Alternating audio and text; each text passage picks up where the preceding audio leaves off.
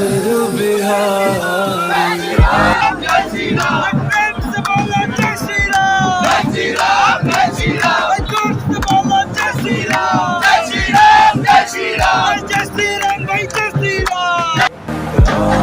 सिया राम सिया राम जय राम सिया राम सिया राम जय राम। আমি এখন আছি শিলিগুড়ি বিধান মার্কেটে। আজকে রামনবমী শিলিগুড়ি সনাতনী মানুষরা নিজেরা উৎসর্গভাবে আজকে রাস্তায় নেমেছে রাম পালন করার জন্য।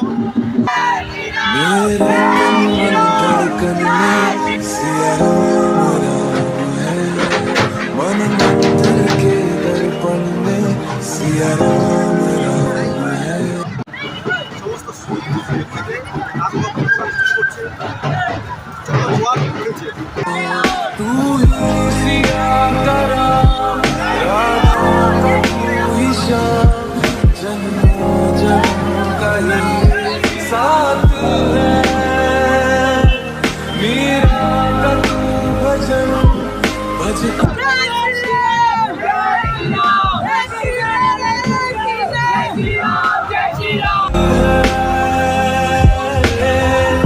मंगल भवन अमंगल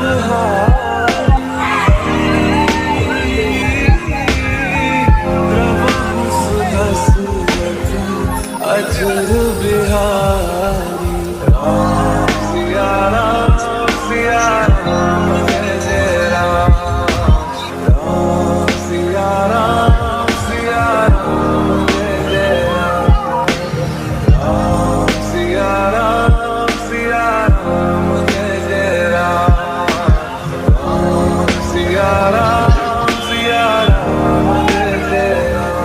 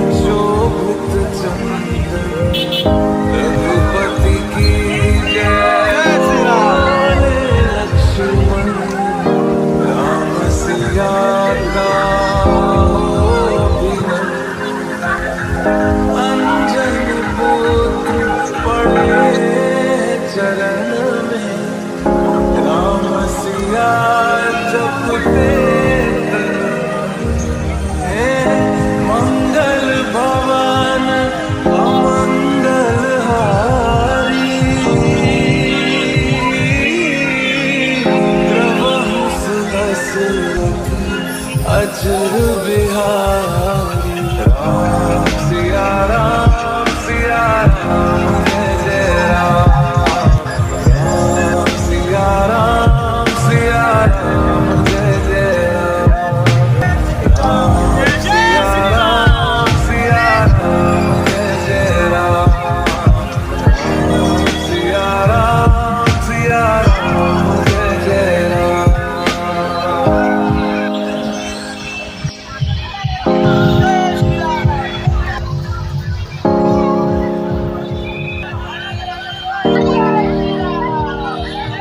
मेरे तन मन धड़कन में सिया राम है, मन मंदिर के दर्पण में सिया राम है। तू ही सिया का राम, राधा का तू ही श्याम, जन्मों जन्म का ही साथ है। मीरा का तू भजन भजते हरि पवन, तुलसी लिखी बात है। मंगल भवन अमंगल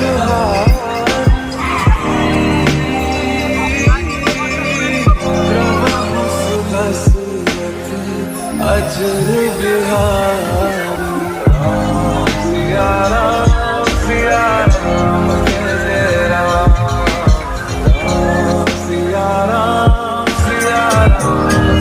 जय राम सिया राम जय जय राम सिया राम जय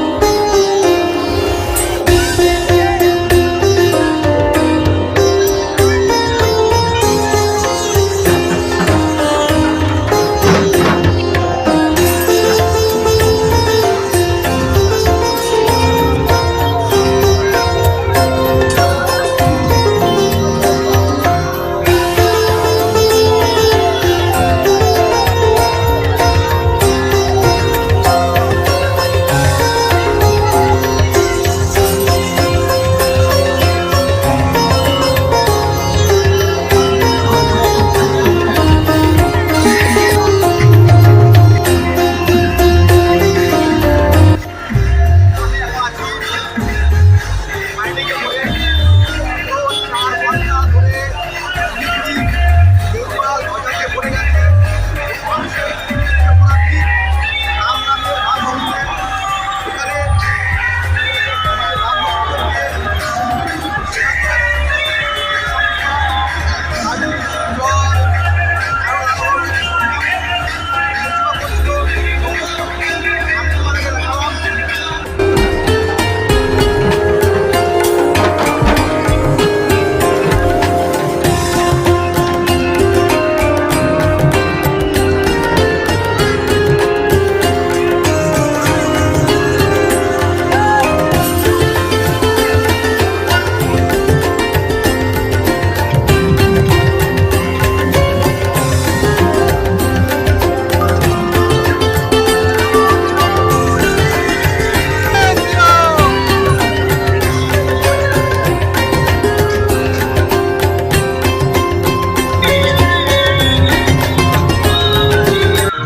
समय रवि भक्ष लियो तब तीनहु लोक भयो अंधियार, ताहि सो त्रास भयो जग को यह संकट काहू सो जात नटार। ते बन आनि करी विनती तब छाड़ दियो रवि कष्ट निवारो, को नहीं जानत है जग में कपि संकट मोचन नाम तिहारो, संकट मोचन।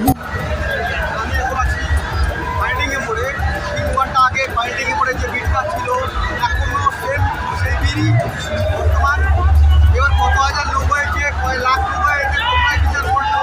3 ঘন্টা ধরে শিলিগুড়ি এমন কোনো রাস্তা নেই, এরকম বাজারে ভর্তি হয়ে আছে। महाप्रभु पंथ निहार चौकी महामुनि शाप दियो तब चाहिए कौन विचार विचार कैद्विज रूप लिए महाप्रभु सो तुम दास के शोक निवारो को नहीं जानत है जग में कभी संकट मोचन नाम तिहारो। श्री रामचंद्र जी महाराज के भरे दरबार में विभीषण ने ताना मारा, ऐ बजरंगी क्या तेरे मन में भी राम है? हनुमान जी ने श्री राम का नाम लिया और सीना फाड़ा, बोले ले दे जय श्री राम। नहीं चला बाण व्यंग के ऐ विभीषण, ताना ना सह पाऊं, क्यों तोड़ी है ये माला, तुझे ऐ लंकापति बतलाऊं। मुझ में भी है तुझ में भी है, सब में है समझाओ। मुझ में भी है तुझ में भी है, सब में है समझाओ। ऐ लंकापति विभीषण ले देख, मैं तुझको आज दिखाऊं। और वीर बजरंगी ने सीना चीर दिया और बोले ले दे जय श्री राम।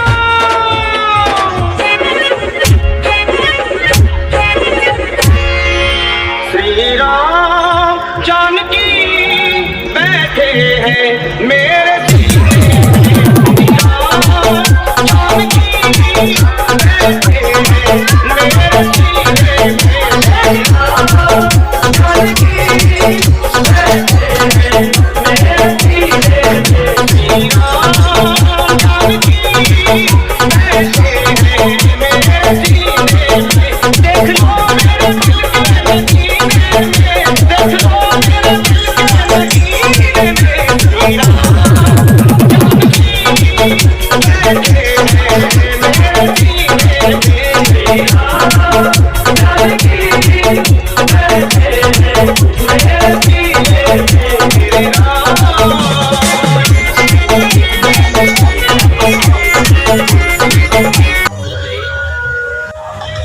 आस्था और धार्मिक दृष्टि से हिंदू धर्म में रामनवमी का विशेष महत्व है। हर साल चैत्र मास के शुक्ल पक्ष की नवमी को रामनवमी के रूप में मनाया जाता है। इस दिन पुनर्वसु नक्षत्र में और कर्क लग्न में भगवान राम का जन्म हुआ था। रामनवमी एक प्रसिद्ध हिंदू त्योहार है। यह त्योहार भगवान विष्णु के अवतार मर्यादा पुरुषोत्तम राम के जन्म के सम्मान में मनाया जाता है। इस दिन को श्री राम नवमी के रूप में भी जाना जाता है, जो 9 दिवसीय चैत्र नवरात्रि उत्सव के अंत का प्रतीक है। राम नवमी का त्योहार न केवल भारत में बल्कि दुनिया के अन्य हिस्सों में रहने वाले हिंदू समुदाय द्वारा भी उच्च सम्मान के साथ मनाया जाता है। यह पर्व अत्यंत हर्ष और उल्लास के साथ मनाया जाता है। इस अवसर पर कई भक्त उपवास भी रखते हैं। ऐसा माना जाता है कि इस दिन उपवास करने वाले सभी भक्तों को भगवान राम द्वारा अनंत सुख और सौभाग्य की वर्षा होती है। अगर आप राम नवमी का इतिहास जानना चाहते हैं तो वीडियो को अंत तक जरूर देखें। राम नवमी भारत में मनाए जाने वाले सबसे पुराने त्योहारों में से एक है। ऐसा कहा जाता है कि राम नवमी की तारीख को पूर्व ईसाई युग में देखा जा सकता है, क्योंकि हिंदू धर्म दुनिया का सबसे पुराना धर्म है। राम नवमी का उल्लेख कालिका पुराण में भी मिलता है। यह पहले के समय में कहा जाता है जब भारत में जाति व्यवस्था आम थी। राम नवमी उन कुछ त्योहारों में से एक था जिन्हें मनाने के लिए निचली जातियों को दी गई थी। हिंदू धर्म में इसे 5 प्रमुख पवित्र त्योहारों में से एक माना जाता है, और कहा जाता है कि इस व्रत को ठीक से करने से मोक्ष की प्राप्ति होती है। हर साल मार्च अप्रैल के महीने में भारत भर के मंदिरों और धार्मिक स्थलों में लाखों हिंदुओं के दिलों में आस्था और मन में समर्पण के साथ गतिविधियों की झड़ी लग जाती है। हिंदू धर्म ग्रंथों में भगवान राम और उनके तीनों भ्राताओं के जन्म को लेकर एक पौराणिक कथा बताई गई है। इसके अनुसार राजा दशरथ की तीनों रानियों कौशल्या, सुमित्रा और कैकेयी में से जब तीनों को पुत्र की प्राप्ति नहीं हुई, तब महान ऋषि वशिष्ठ ने उन्हें संतान प्राप्त करने के लिए किए जाने वाले पवित्र अनुष्ठान पुत्रेष्ठी यज्ञ करने की सलाह दी। राजा दशरथ की सहमति से महान ऋषि महर्षि श्रुंग ने सबसे विस्तृत तरीके से अनुष्ठान किया। राजा को पायसम का एक कटोरा दिया गया और उसे अपनी पत्नियों के बीच भोजन वितरित करने के लिए कहा गया। राजा ने आधा पायसम अपनी बड़ी पत्नी कौशल्या को और आधा अपनी छोटी पत्नी कैकेयी को दे दिया। दोनों पत्नियां अपना आधा हिस्सा सुमित्रा को देती हैं।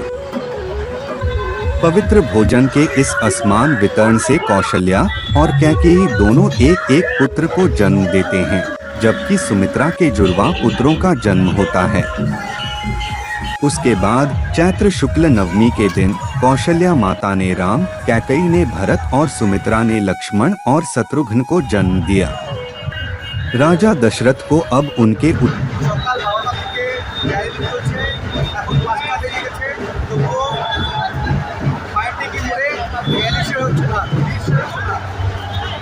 उत्तराधिकारी मिल चुके थे। तब से यह तिथि राम नवमी के रूप में मनाई जाती है।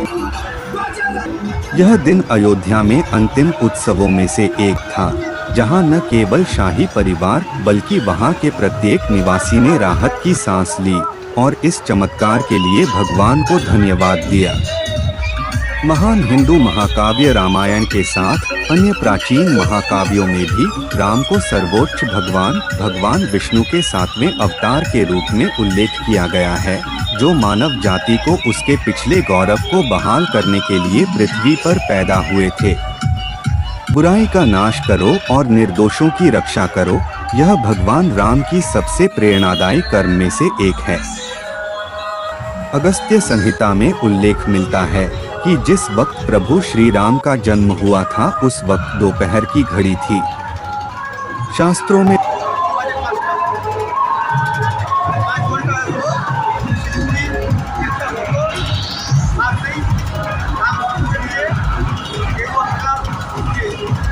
बताया गया है कि भगवान राम के जन्म के वक्त सूर्य और 5 ग्रहों की शुभ दृष्टि थी और इन खास योगों के बीच राजा दशरथ और माता कौशल्या के पुत्र का जन्म हुआ।